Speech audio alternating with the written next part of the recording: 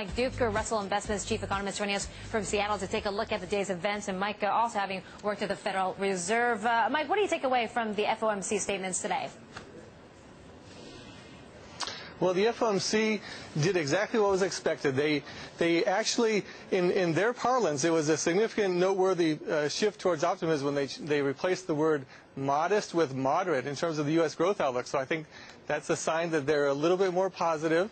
Now, when they talked about financial strains out there, that's really coming from Europe. And they noted that the long-term refinancing operation in Europe has really quelled the near-term concerns. However, with their policy guidance going out through late 2014, you have to think about whether they're going to be concerned about Europe down the road. And I think Europe has a growth problem, and that's going to still cause problems down the road. So that's why the Fed was a little bit cautious about these financial strains potentially inhibiting growth going forward.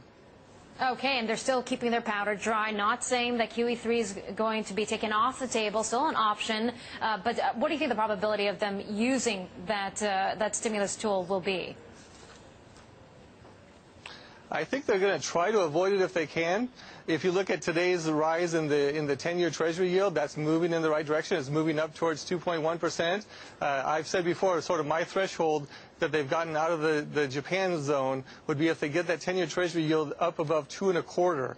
They're not there yet, but hopefully the things are moving in the right direction. If you look at the blue chip forecast, they raised the consensus forecast this month to 2.3%.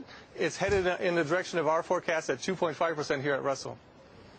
Okay, so talk to me about also the interest rates at this point, because yes, I know they're keeping them at these levels, at least that's according to the Fed, until mid-2014. But you know, there's some Fed members that want to raise rates either this year and some next year as well. Do you think they'll reel back their promises of keeping rates where they are for another 2 years or so? I don't think we're going to see anything in the near term that's going to cause the Fed to change that 2014 guidance that they give in their statement every meeting. You know, they'll continue to have a dissent or two. That's something that they're willing to live with. Of course, some members really dislike that guidance going way out to 2014.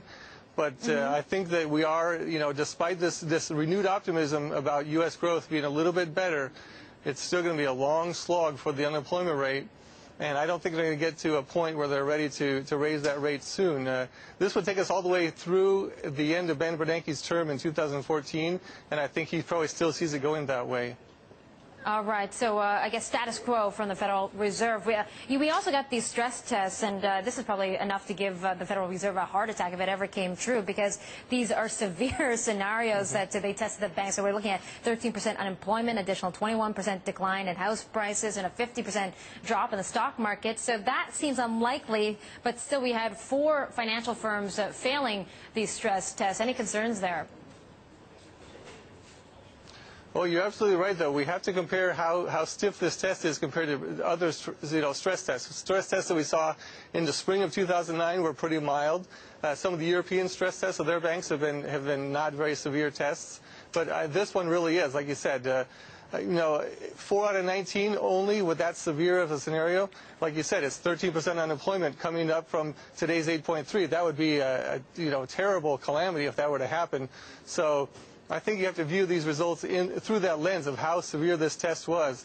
I mean, actually, the way I think about it is that if that scenario were to come to pass, if the government had to bail out a few banks, that would probably be the least of all of our concerns if we were actually to experience the scenario that they've laid out in this test.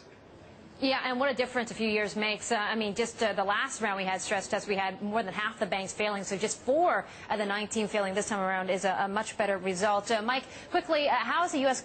economy growing at this point? We're just talking to Stephen Roach, looking at 1.5% GDP advance for the U.S. That's pretty anemic, but what are your expectations? Well, as I said, our expectations for year-on-year growth for 2012 are 2.5%, so we're slightly above the blue chip consensus. In terms of the employment picture, we have raised our forecasts a bit.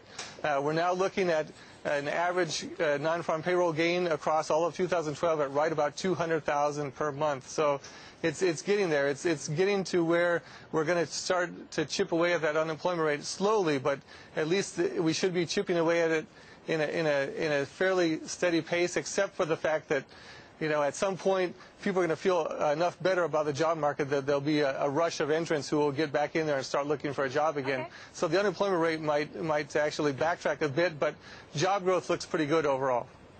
All right. Mike, thank you so much for your time today and your insights. Mike Dueker there, Versal Investments, joining us from Seattle, Washington.